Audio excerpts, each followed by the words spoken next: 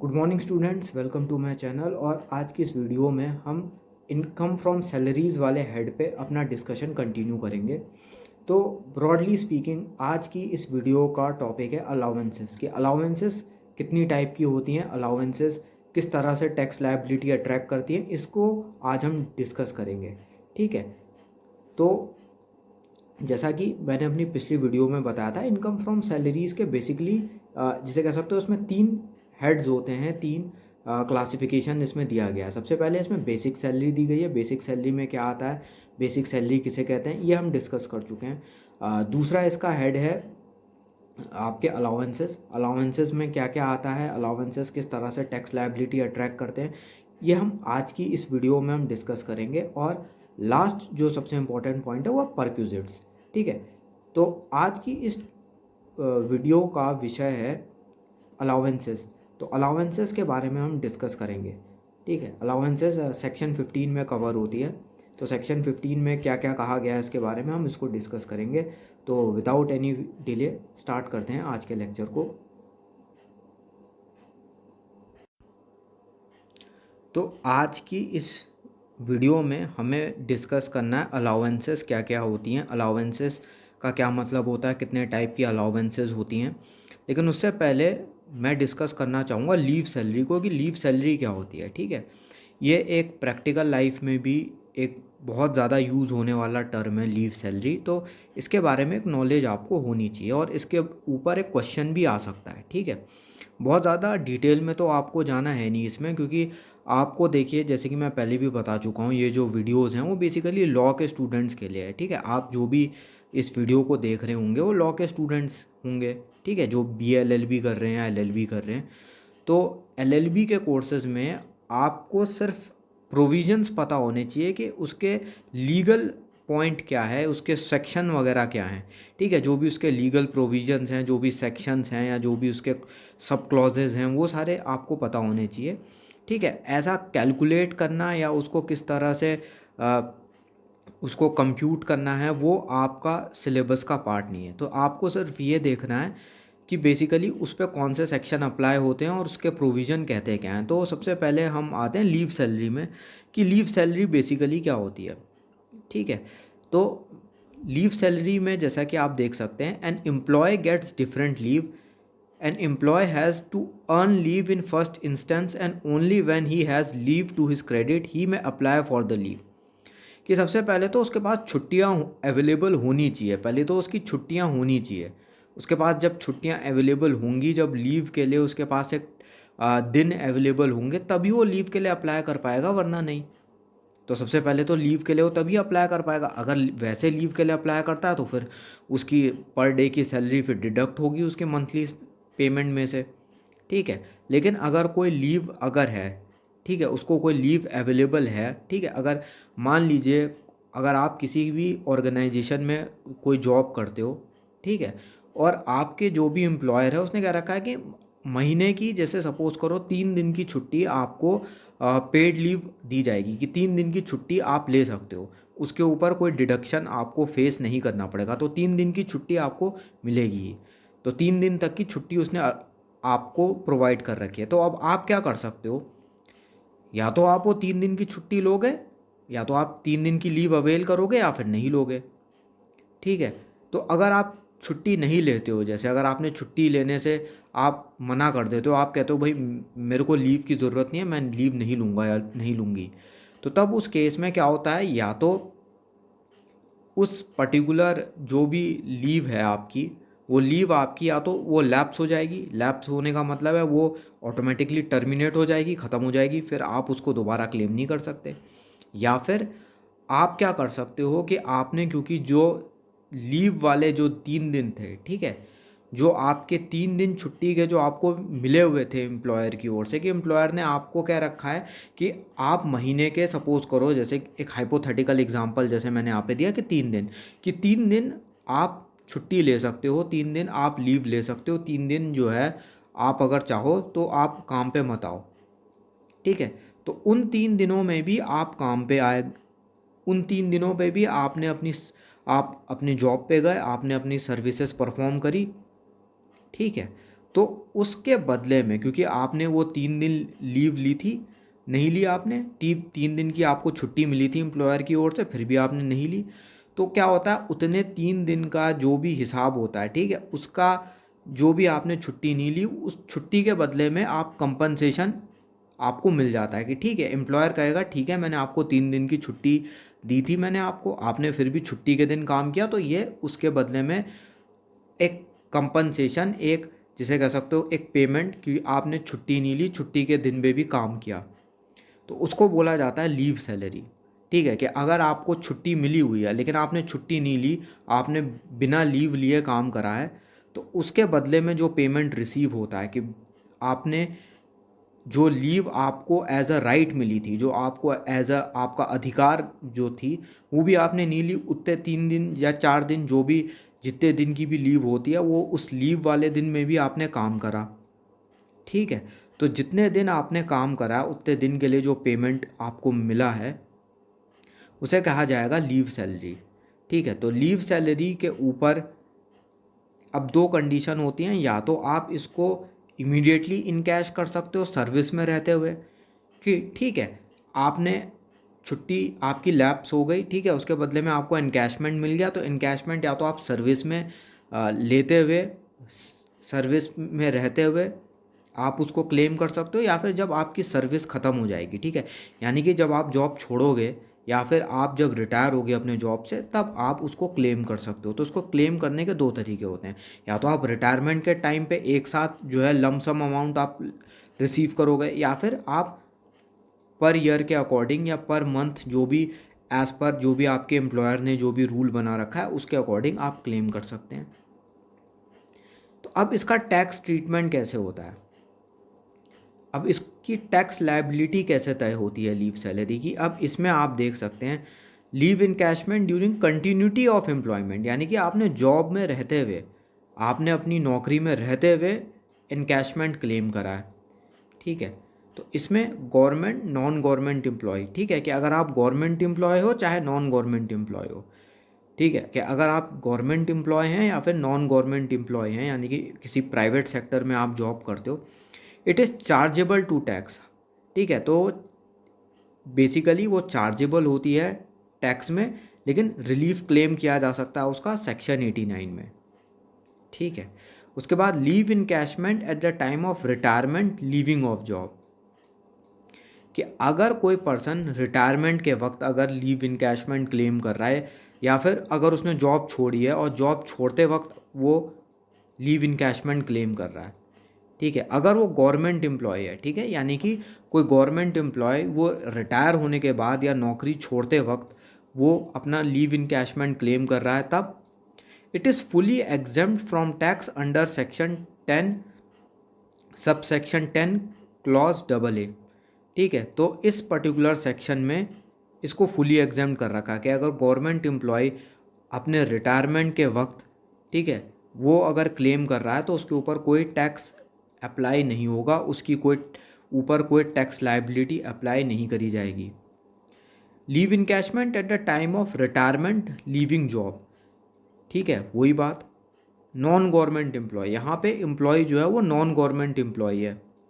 ठीक है, non government employ यानी कि किसी भी प्राइवेट सेक्टर में वर्क करने वाला कोई भी पर्सन, इट इज़ फुली और partly exempt from tax in some cases.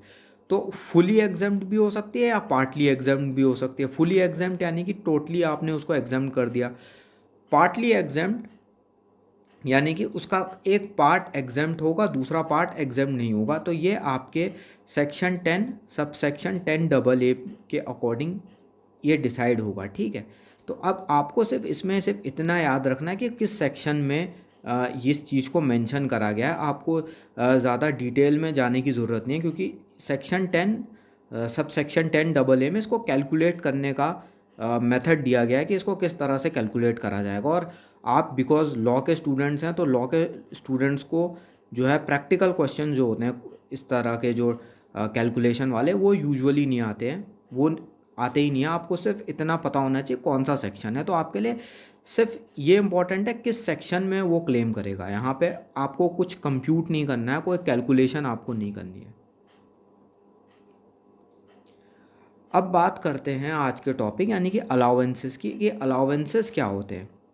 अब अलाउंस क्या होती है कि कई बार आपकी जो सैलरी होती है, आपकी जो भी एक बेसिक पे होता है, वो आपकी रिक्वायरमेंट्स को पूरा करने के लिए काफ़ी नहीं होता। आपके जो भी, जिसे कह सकते हो, ज़रूरतें हैं, आपकी जो भी नीड्स हैं, वो आपकी सिर्फ सैलरी से पूरी नहीं हो सकती। तो कई बार क्या करता है एम्प्लॉयर कि आपको कुछ एक्स्ट्रा पेमेंट देता है ताकि आप अपने कुछ एक्स्ट्रा जो भी रिक्वायरमेंट है, वो भले ही जॉब से रिलेटेड हो या फिर आपके किसी भी पर्सनल, एक जिसे कह सकते हो लिविंग से रिलेटेड हो, आपके स्टैंडर्ड ऑफ लिविंग को मेंटेन करने के लिए जो ज़रूरी है। ठीक है। तो अलाउंसेस बेसिकली क्या है कि बेसिक सैलरी के ऊपर जो भी एक्स्ट्रा पेमेंट जो भी आपका एम्प्लॉयर आपको कर रहा है, उसको कहा जाता है अलाउंस। ठीक है। तो अब अलाउंस के ऊपर किस तरह से टैक्स लायबिलिटी उसके ऊपर आएगी, क्या वो टैक्सेबल होगा या नहीं होगा, यही आज हमको देखना है। ठीक है। तो आप जैसा कि स्क्रीन पे देख सकते हैं, allowance is generally defined as a fixed quantity of money और other substance given regularly in addition to salary for the purpose of meeting some particular requirement connected with the services rendered by the employee or as a compensation for the unusual condition of that services। ठीक है। कि अगर allowance मतलब, जैसा कि यहाँ पे आप अपनी स्क्रीन पे देख सकते हैं, कि अगर जो भी सैलरी के अलावा उसको जो भी आप पे कर रहे हो, उसकी कोई भी रिक्वायरमेंट को फुलफ़िल करने के लिए, या उसकी कोई भी एक, जिसे कह सकते हो, उसकी जो भी कंडीशंस हैं, उसके कंडीशंस को ध्यान में रखते हुए कुछ उसको एक्स्ट्रा बेनिफिट दिया जा रहा है। ठीक है। कि अगर जैसे सपोज़ करो कि कोई पर्सन जो है वो उस किराए पे रह रहा है, ठीक है, वो अगर रेंटेड रह रहा है, तो आपने उसको HRA प्रोवाइड कर दिया, हाउस रेंट अलाउंस, कि जो भी एम्प्लॉयर है, जो भी कंपनी है, ठीक है, उसने कह दिया कि ठीक है, हम आपको सैलरी के ऊपर इतना एक्स्ट्रा अमाउंट हम आपको और पे करेंगे ताकि आप अपना रेंट पे कर सकें। ठीक है। अगर कंपनी ने ही रेंट पे लेके घर दे रखा है तो वो परक्यूजिट हो जाएगा। ठीक है। परक्यूजिट्स यानी कि जो भी फैसिलिटीज़ या जो भी सुविधाएं जो आपके एम्प्लॉयर ने आपको प्रोवाइड करी है, वो हम इसके अगले वीडियो में हम डिस्कस करने वाले हैं। तो यहाँ पे आपको सिर्फ इतना याद रखना है कि जो भी एक्स्ट्रा पेमेंट वो रिसीव कर रहा है ओवर हिज सैलरी, कि आप अपनी सैलरी के ओवर एंड अबव जो भी आप रिसीव करते हो, वो अलाउंस है। ठीक है। Under the act it is taxable under section 15 on due और रिसिप्ट बेसिस। तो जो ड्यू और रिसिप्ट बेसिस के बारे में हमने बेसिक सैलरी के बारे में पढ़ा था, ठीक है, जो हमने अपनी पिछली वीडियो में इस बारे में हमने डिस्कस करा है कि ड्यू और रिसिप्ट बेसिस क्या होते हैं।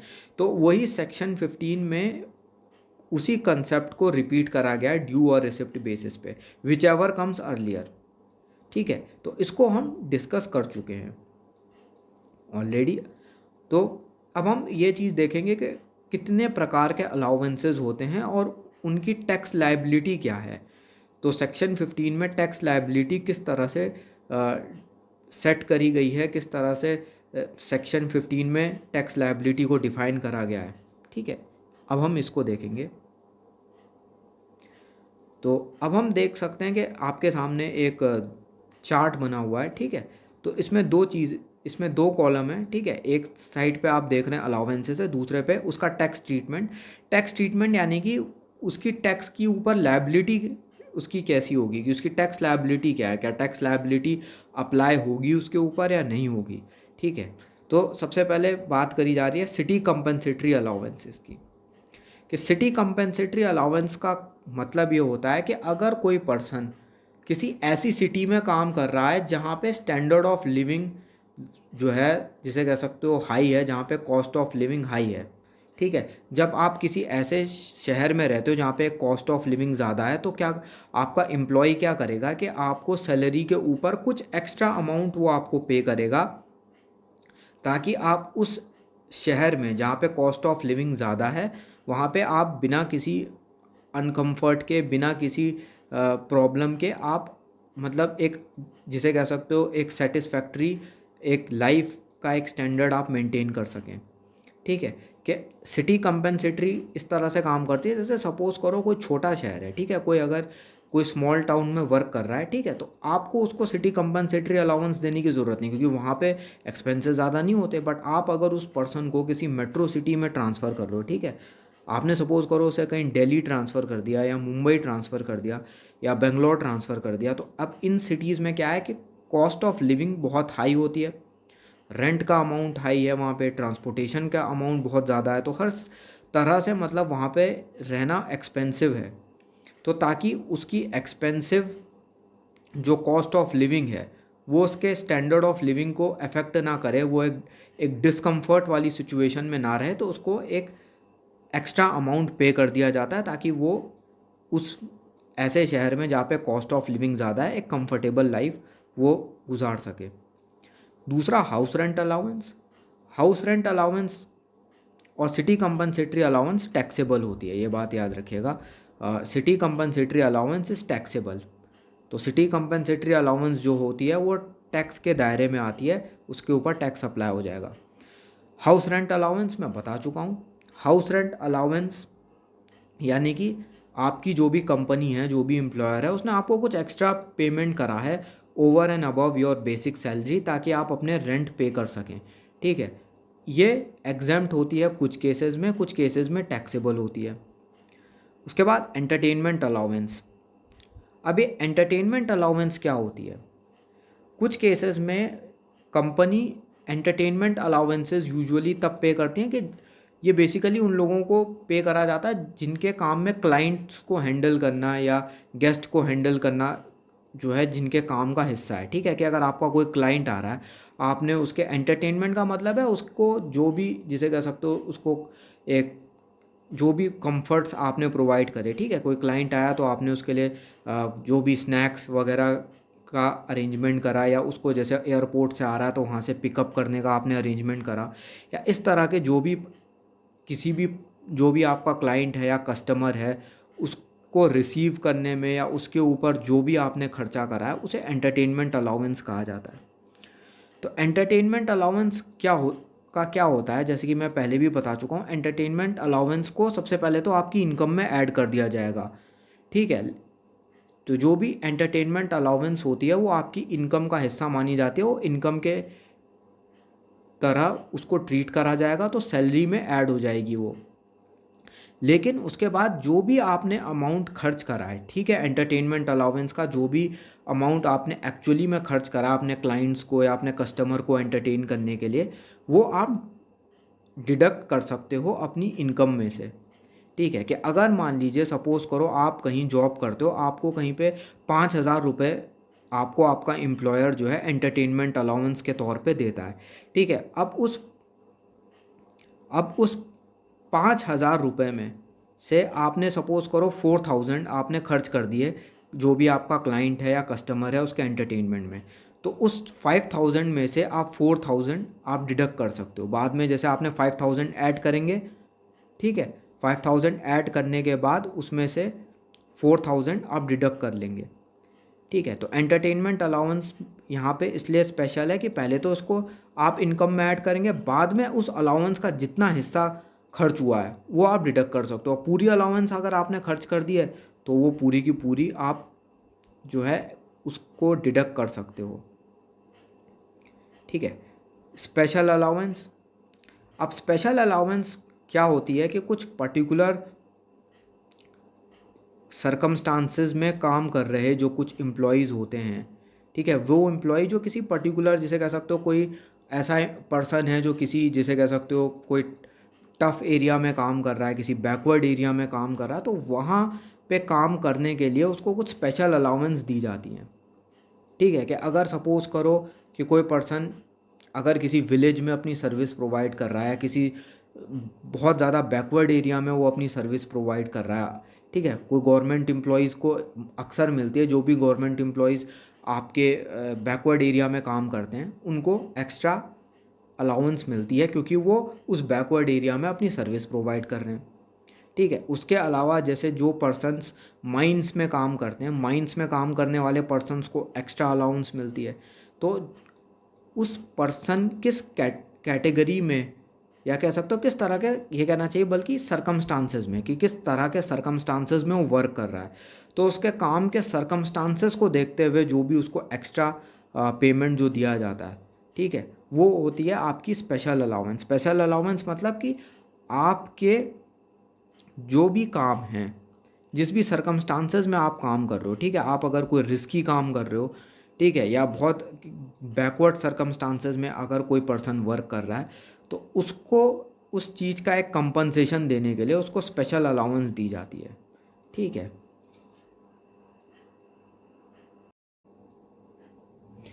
तो आज की इस वीडियो में इतना ही। आई होप आपके डाउट्स क्लियर हो गए होंगे। अगर कोई भी डाउट्स आपका क्लियर नहीं हुआ है तो आप उसको कमेंट सेक्शन में मुझे ज़रूर बताएं। मैं कोशिश करूँगा सभी के सभी कमेंट्स को रिप्लाई करने की। तो जिस पॉइंट से हमने आज की वीडियो एंड करी है वहीं से आगे इसको कंटिन्यू करेंगे हम। तो थैंक यू फॉर वॉचिंग। मिलते हैं अगले वीडियो लेक्चर में। Thank you.